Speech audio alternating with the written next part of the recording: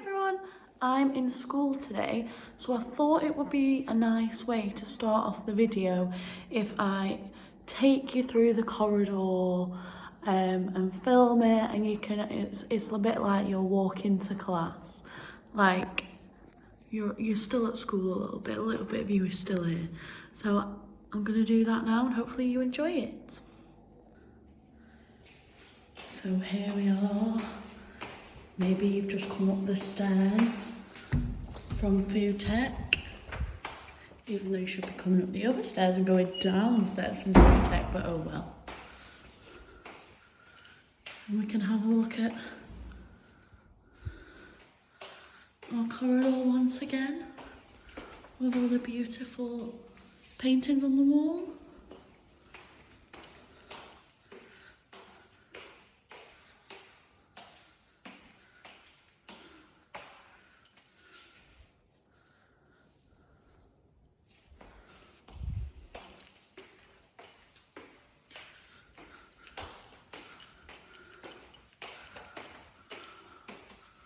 Oh, who wrote this, eh?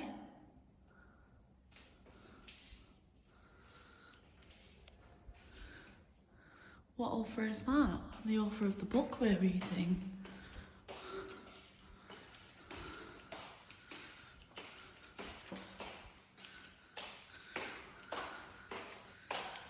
It's much quieter than usually it is in school. And finally we get to your classroom. Shout out to my form.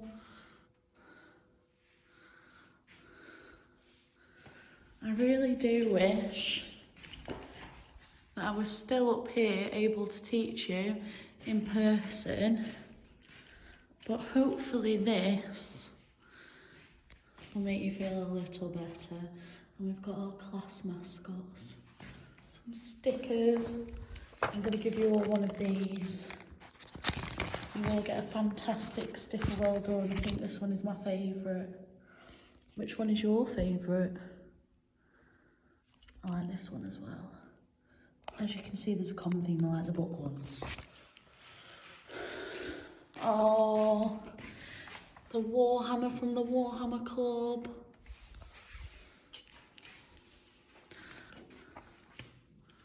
All the fantastic work that I've put up from you.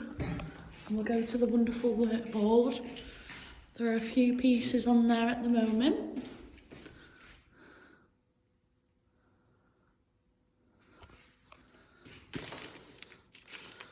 So 7-2D, do you remember when we did letters to refugees and you crumpled them all?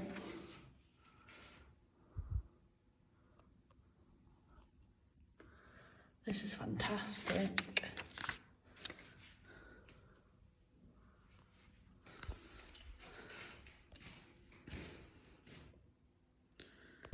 Whoa, I just time travelled.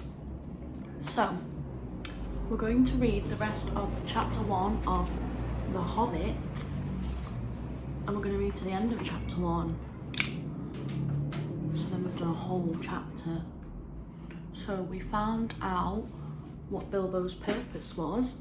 He's going to be the person that kind of sneaks in and steals the gold from the dragon. Can't remember exactly what we called him, but we'll find out when we start reading it. I think we called him a burglar. And we've also found out what the whole trip is for, to get the gold from the dragon. And we found the secret entrance on the map. Okay, I'll go from the top of the page. You may have already read this bit. There is one point you hadn't noticed, said the wizard, and that is the secret entrance. You see that rune on the west side, and the hand pointing to it from the other runes? That marks a hidden passage to the lower halls. Look at the map at the beginning of this book and you will see there the runes. Let's have a little refresh.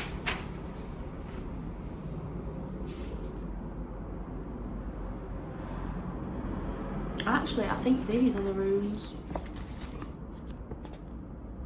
And that might be the secret entrance.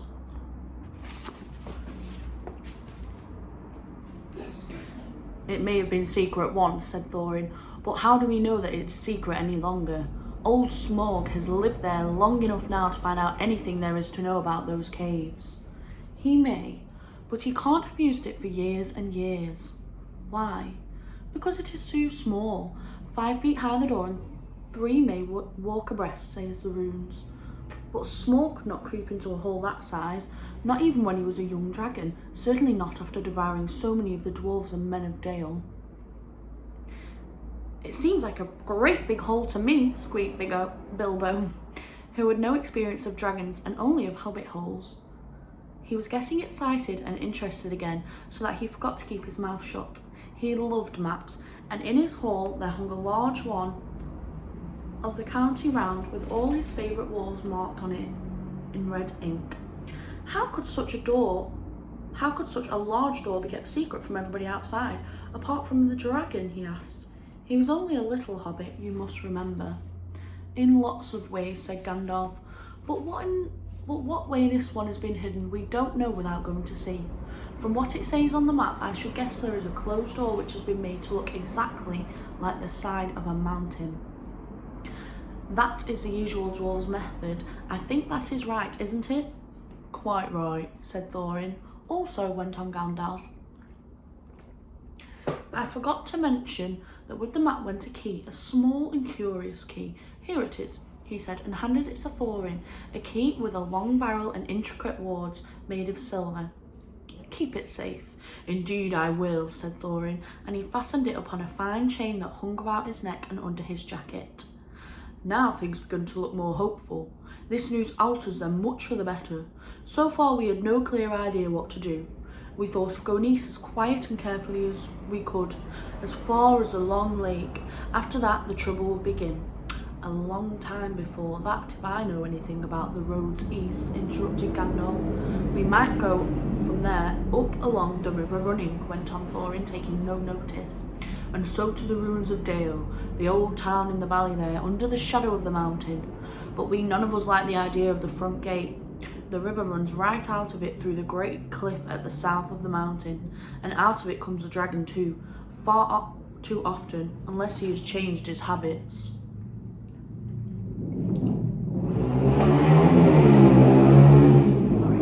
Sorry about the noise.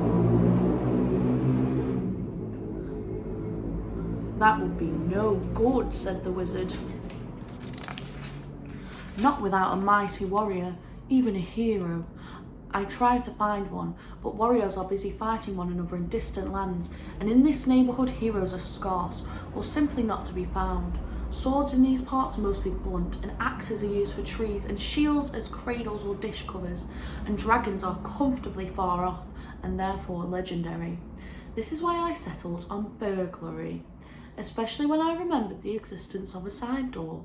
And here is our little Bilbo Baggins, the burglar, the chosen and selected burglar. So now let's get on and make some plans. Very well then, said Thorin. Supposing the burglar expert gives us some ideas or suggestions. He turned with mock politeness to Bilbo. First, I should like to know a bit more about things, said he, feeling all confused and a bit shaky inside, but so far still tuckishly determined to go on with things. I mean about the gold and the dragon and all that, and how it got there, and who it belongs to, and so on and further. Bless me, said Thorin, haven't you got a map? And didn't you hear our song? And haven't we been talking about all of this for hours? All the same, I should like it all plain and clear, said he obstinately, putting on his business manner, usually reserved for people who tried to borrow money off him, and doing his best to appear wise and prudent and professional and live up to Gandalf's recommendation. Also, I should like to know about risks, out-of-pocket expenses, time required, and remuneration and so forth, by which he meant, what am I going to get out of it, and am I going to come back alive? Oh, very well, said Thorin. Long ago in my grandfather Thoros time, our family was driven out of the far north and came back with all their wealth and their tools to this mountain on the map. It had been discovered by my far ancestor, fraying the old, but now they mined and they tunnelled, and they made huge halls and great workshops, and in addition I believe they found a good deal of gold and a great many jewels too. Anyway, they grew immensely rich and famous, and my grandfather was king under the mountain again, and treated with great reverence by the mortal men who lived to the south and were gradually spreading up the running river as far as the valley overshadowed by the mountain. They built the merry town of Dale there in those days. Kings used to send for our smiths and reward us, even the least skilful, most richly. Fathers would beg us to take their sons as apprentices and pay us handsomely, especially in food supplies, which we never borrowed to grow or find for ourselves.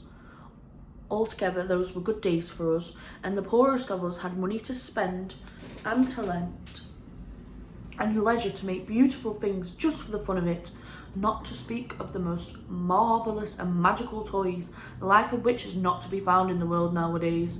So my grandfather's halls became full of armour and jewels and carvings and cups, and the toy market of Dale was the wonder of the north. Undoubtedly, that was what brought the dragon. Dragons steal gold and jewels, you know, from men and elves and dwarves, wherever they can find them, and they guard their plunder as long as they live, which is practically forever unless they are killed. And never enjoy a brass ring of it. Indeed, they hardly know a good bit of work from a bad, though they usually have a good notion of the current market value, and they can't make a thing for themselves, not even mend a little loose scale of their armour. There were lots of dragons in the north in those days, and gold was probably getting scarce up there, with the dwarves flying south or getting killed, and all the general waste of destruction that dragons make from going from bad to worse. There was a most specially greedy, strong and wicked worm called Smaug. One day he flew up into the air and came south. The first we heard of it was a noise like a hurricane coming from the north, and the pine trees on the mountain creaking and cracking in the wind. Some of the dwarves who happened to be outside, I was one luckily, a fine adventurous lad in those days, always wandering about, and it saved my life that day. Well, from a good way off we saw the dragon settle on our mountain in a spout of flame. Then he came down the slopes, and when he reached the woods they all went up in fire. By that time all the bells were ringing in the dale, and the warriors were arming. The dwarves rushed out of their great gate, but there was the dragon waiting for them. None escaped that way. The river rushed up in the steam, and a fog fell on the dale, and in the fog the dragon came on them and destroyed most of the warriors. The usual unhappy story. It was only too common in those days. Then he went back and crept in through the front gate and routed out all the halls and lanes and tunnels, alleys, cellars, mansions and passages. After that, there were no dwarves left alive inside, and he took all their wealth for himself. Probably, for that is the dragon's way. He has piled it all up in a great heap far inside and sleeps on it for a bed. Later, he used to crawl out of the great gate and come by night to Dale and carry away people, especially maidens, to eat, until Dale was ruined and all the people dead or gone.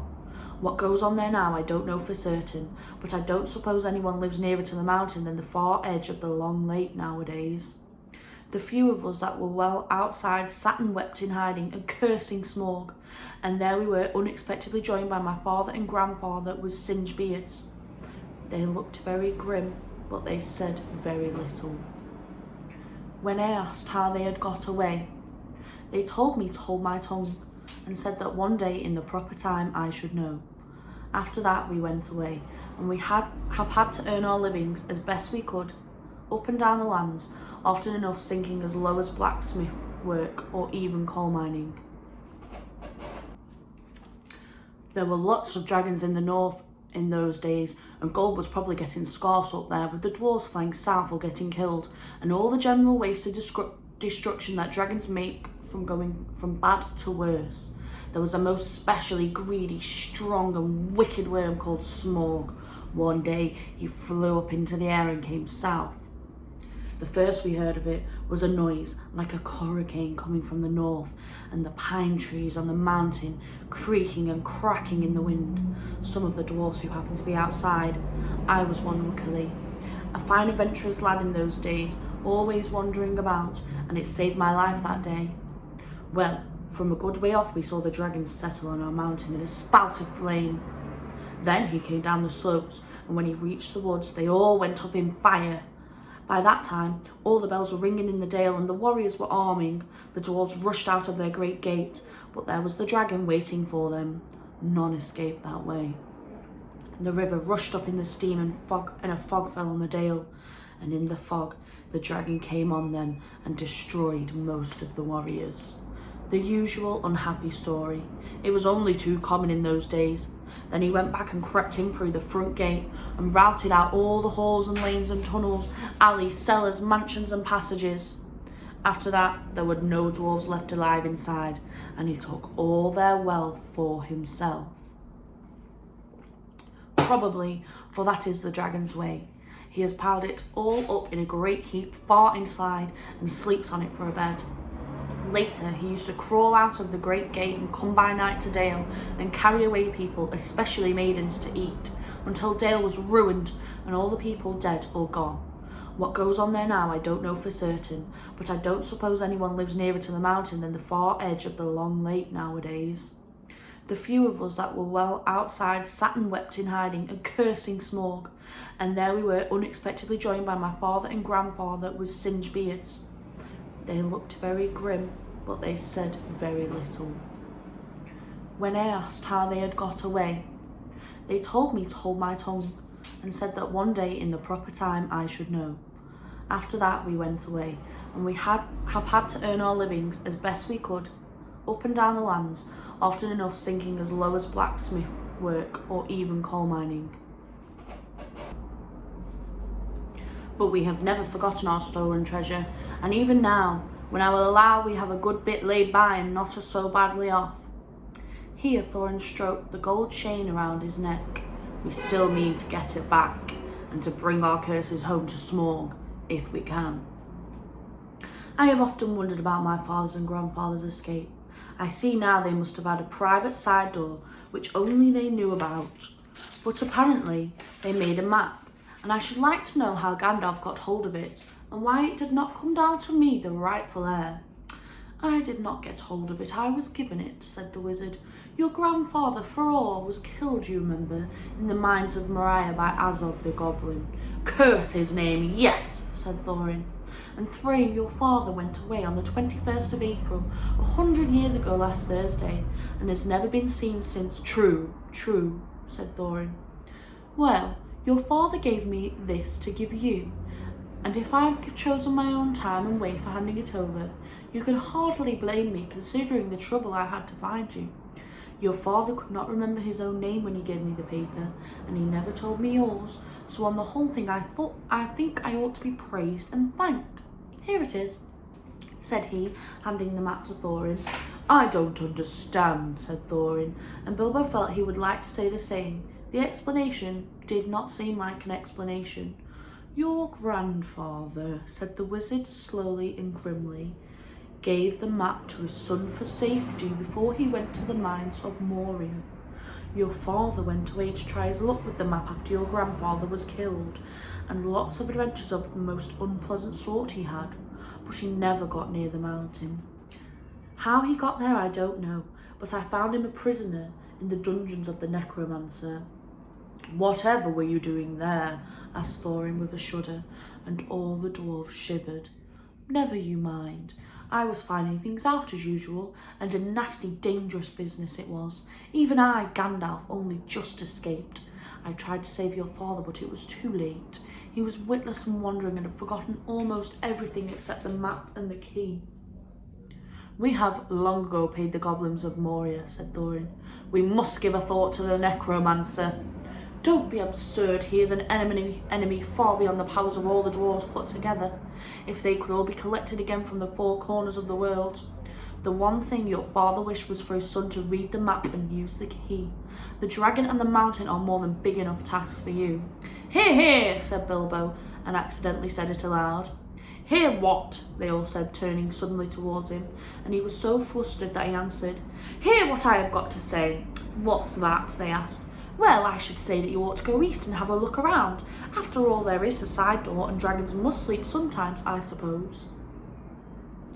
If you sit on the doorstep long enough, I dare say you will think of something. And well, don't you know, I think we have talked long enough for one night, if you see what I mean. What about bed and early start and all that? I will give you a good breakfast before you go. Before we go, I suppose you mean, said Thorin. Aren't you the burglar? And isn't sitting on the doorstep your job, not to speak of getting inside the door? But I agree about bed and breakfast. I like 6 eggs with my ham when starting on a journey, fried not poached, and mind you don't break 'em. After all the others had ordered their breakfast without so much as a please, which annoyed Bilbo very much, they all got up. The Hobbit had to find room for them all and filled all his spare rooms and made beds on chairs and sofas before he got them all stowed and went to his own little bed very tired and not altogether happy. One thing he did make up his mind about was not to bother to get up very early and cook everyone else's wretched breakfast. The tuckishness was wearing off, and he was now not quite so sure that he was going on any journey in the morning. As he lay in bed, he could hear Thorin still humming to himself in the best bedroom next to him. Far over the misty mountains cold, to dungeons deep and caverns old, we must away ere break of day to find our long forgotten gold. Bilbo went to sleep with that in his ears, and it gave him very uncomfortable dreams.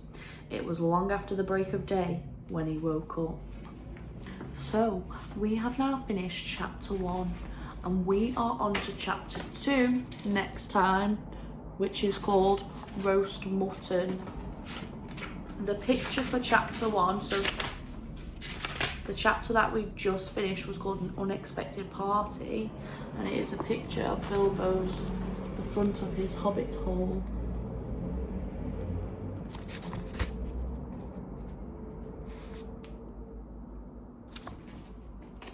So we've met all the main characters basically who are going to be going on this mission.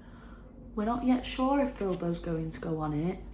We're going to have to see if his tuckish side wins or not. See you next time. So I hope that you enjoyed today's reading. We managed to get through chapter 1 and now we're on to chapter 2. I thought I would end the video here because I really miss being here, sitting at my desk. Being able to see you all and teach you all. But we are doing it for the country. Staying inside and staying in your homes is helping to keep everyone safe, which is the most important thing at the moment. Alright, see you later.